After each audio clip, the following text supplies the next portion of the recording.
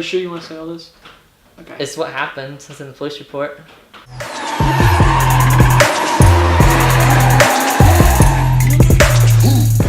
What's going on, guys? We're back with a very anticipated video on my channel, but with a little bit of a twist. I'm sure you saw that intro clip. The car that hasn't really been on my channel for a while. I've had a lot of comments about people wanting to see an update on this new motor, big turbo Ecoboost car of my best friend Patrick. That's what we're going to get to in this video, is all the things that have happened with this car and leading up to something that happened more recently, which is the wreck. We're going to get to it. And for all you guys in the comments that want to know what in the world is going on with Patrick's Ecoboost, we're going to let you know today. And I'm not ignoring you guys. I've tried to respond to a lot of you guys in the comments and say it's coming. There's been various reasons why we haven't been able to get the video out. We were this close. We were days away from filming a nice video. We were going to have please take this lightly when I say this, but crispy media-esque intro and edit to the video. My version of crispy media, not on anywhere near the same caliber as crispy media. I really want to make sure I'm troll protected here. Really go at it, film in-car footage, talk about everything that's going on with the video, or with the car, I'm sorry, and film glamour shots through the whole 9 yards. We were so close to doing that, which we will probably still do, but yeah, so we're gonna get to what's been going on with this car, and hope you enjoy the video. If you like this video and you really wanted it, make sure you go drop a like down below, because it's been a lot in the process to film it, so we're gonna get to it. Okay, so going back from all the people that have been watching this video, or watching this video series on my channel, I believe the last video I posted on his car, the motor was in the car, it wasn't wired up yet, it wasn't running, and then lots of things happened. It did run at first, but then it was short-lived with different other issues, and a lot of them were either big. It was a combination of big and small issues. I mean, you want to go into some of the bigger issues, or the first few issues that started happening? I had a fuel lock. I had to get the airlock out of my fuel system. After that, the car ran good. All right, so the car ran good for, what was it, probably a few weeks or so? No. Longer than that?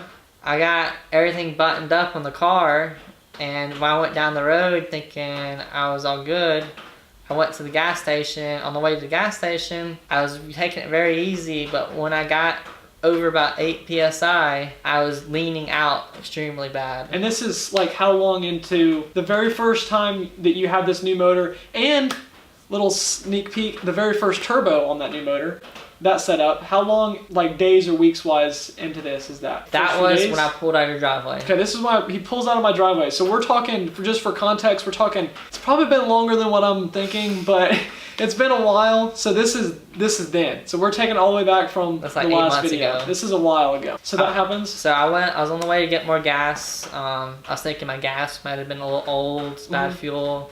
Filled the gas up, I didn't fix it. So I spoke to my tuner. I'm with Adam Tune Plus. He's a great guy. He's very straightforward, and he does a great job at what he does. He tunes my car, and he's the one that got me my engine set up, my turbo. I spoke with him, did some tuning, some dialogues, and it turns out that my low side fuel pressure sensor was bad, which is causing the car to lean out. So anybody who follows the Ecoboost world saw that Adam made a big post about that pressure sensor. That was because of my car.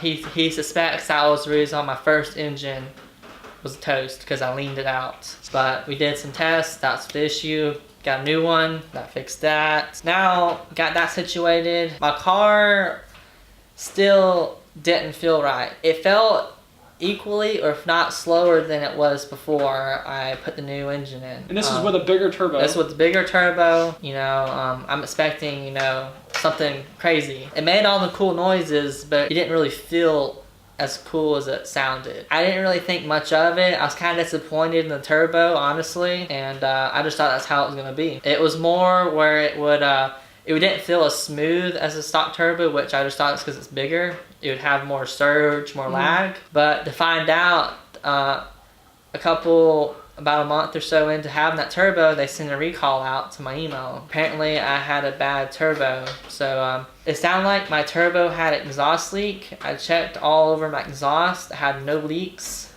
And my turbo was really surgy, laggy. And when I took the turbo off, I sent it in to Turbonetics. They came back and told me the turbo wastegate actuator was seized. So they sent me a replacement in the mail and overnighted it to me, which was very nice of them. Went to install it. Will was a witness of installing it. It wasn't very hard to take turbo on and off with it being in the car. The hardest part was the turbo drain line. Is this that old drain line? The old turbo drain line on the bottom of that turbo. So I had an issue with the turbo old drain line to line up on the bottom of the turbo.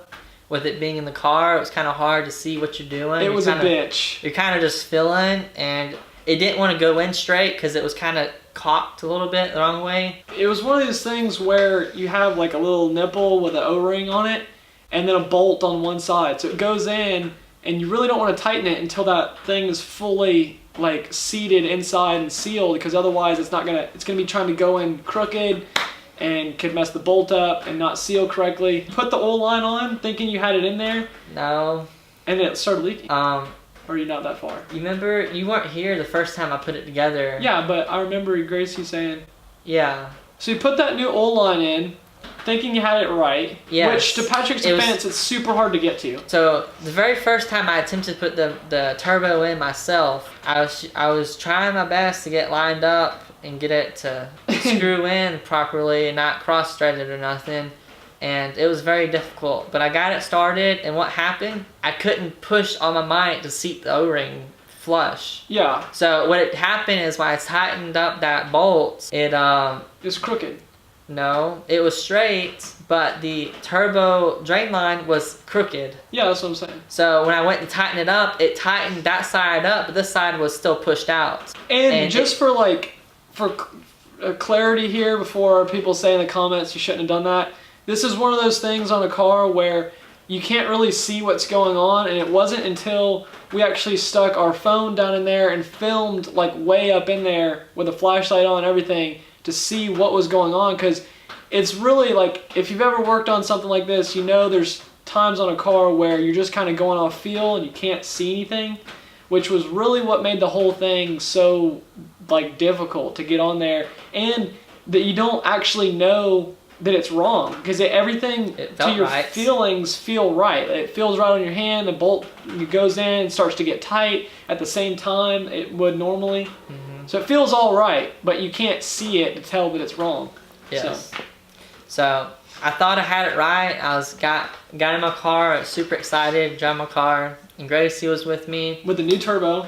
With the new turbo in the car, and as I was leaving, I checked for leaks. And I have a piece of carpet where I lifted, so you couldn't see how bad the leak was. So the carpet isn't the lightest carpet, so you couldn't see the dark spot. Plus it's got oil all over it already. Yes. But anyways, long story short, I started to drive out. I double checked under the car to check for fluids, and I probably lost about a quart on the way out of the garage. Oh my. And so I knew I had a major problem, so I pulled it back in, found out I thought my old drain line was broken from moving around so much. It has like flex. It's like a flex tube. Yeah. So I thought I broke one of the ribs. But apparently I just didn't have it seated properly. And I ordered a new tube thinking it was the tube. And it wasn't, but I put the new tube on anyways. For the second time, I attempted it with Will this time.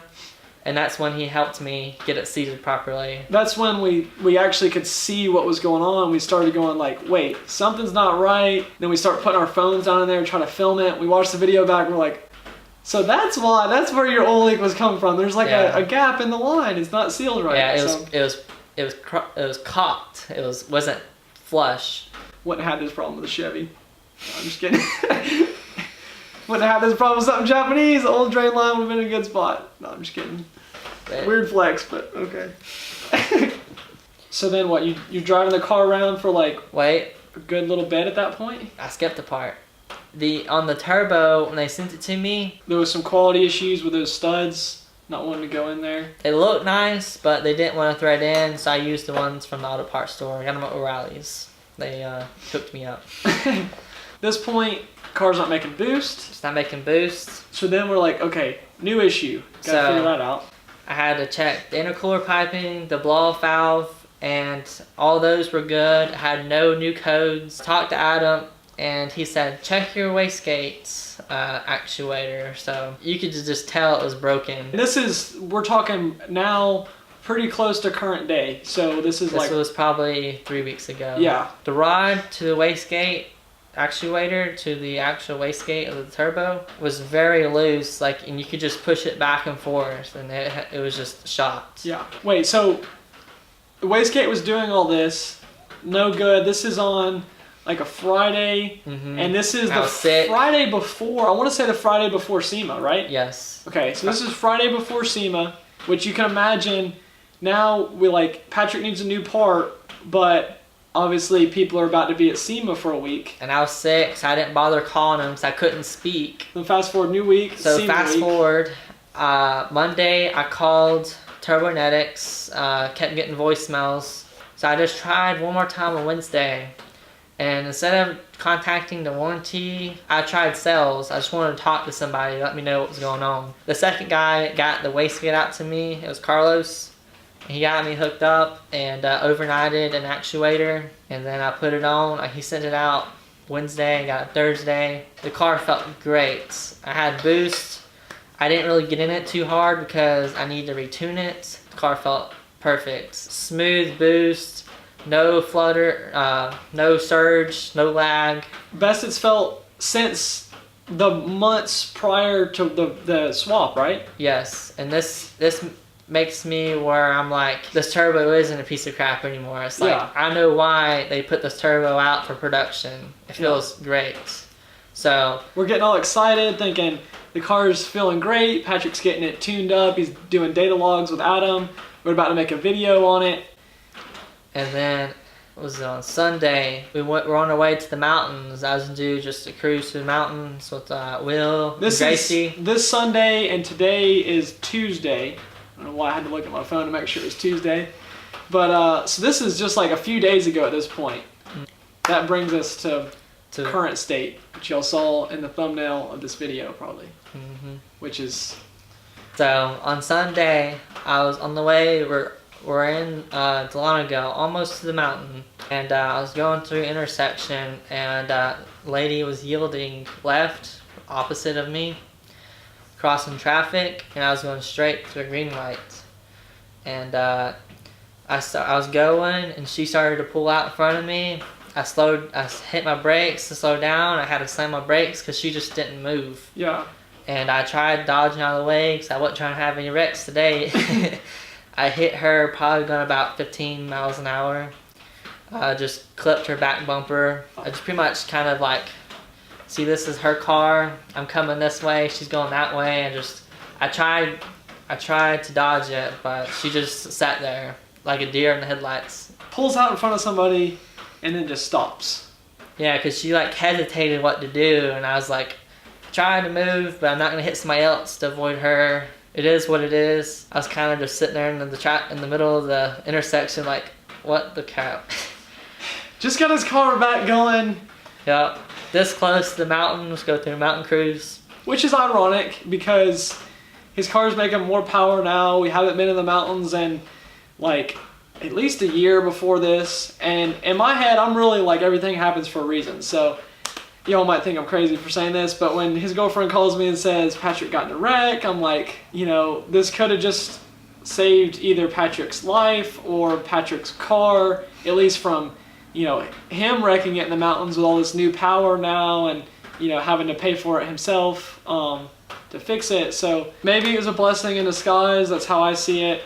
And it means more content for you guys. So there's been a lack of Mustang videos on the channel, but that means there's more coming, guys. So we don't really know exactly what's going on, but there's some possibilities of different front end setups, if you know what I'm saying. I'm considering it. Just depends on what insurance does and how well that goes. Hopefully it goes in favor for me, but you never know how insurance goes. So this is where we're at with this car. Not terrible, but Got that new wide body. yeah, definitely a bummer. Pushed the fender in, cracked the Headlight. bumper. My turn signal was in the middle of the road. And if y'all know Mustangs, y'all know these headlights are way overpriced. And it cracked it. So, yep. Basically, it's gonna need a new hood, a new fender liner because it ripped off on the tow truck. Shout out TJ Hunt with the fender liners. And I couldn't. I mean, I probably could if I started taking the car apart in the road. Could have tried to drove it home, but I'm gonna let insurance look at it before I start messing with it. And when it went on the tow truck, it ripped the fender liner out, and so I need a new fender liner, fender, hood, bumper. You know, a new fog light assembly. Maybe when I replace all this, I might go aftermarket. Just depends on how it goes. Alright guys, so I think that's gonna do it for this video. I figured next time I was filming on this car, it would be closure and not clarity to what's going on with the situation, but I know it's been a highly requested video on my channel, so if you could go hit that like button since we made it happen for you guys and you see all the issues that have gone on with the Ecoboost. Weird flex, but okay. Weird flex, but alright, so I'll see you guys in the next video. If you're new to my channel, then definitely stick around because we got this sexy little 1JZ right here and all these parts over here going on the drip car, but that's for another video, so you'll have to hit that subscribe button if you want to see more of that. And I'll see you guys in the next video. Peace out.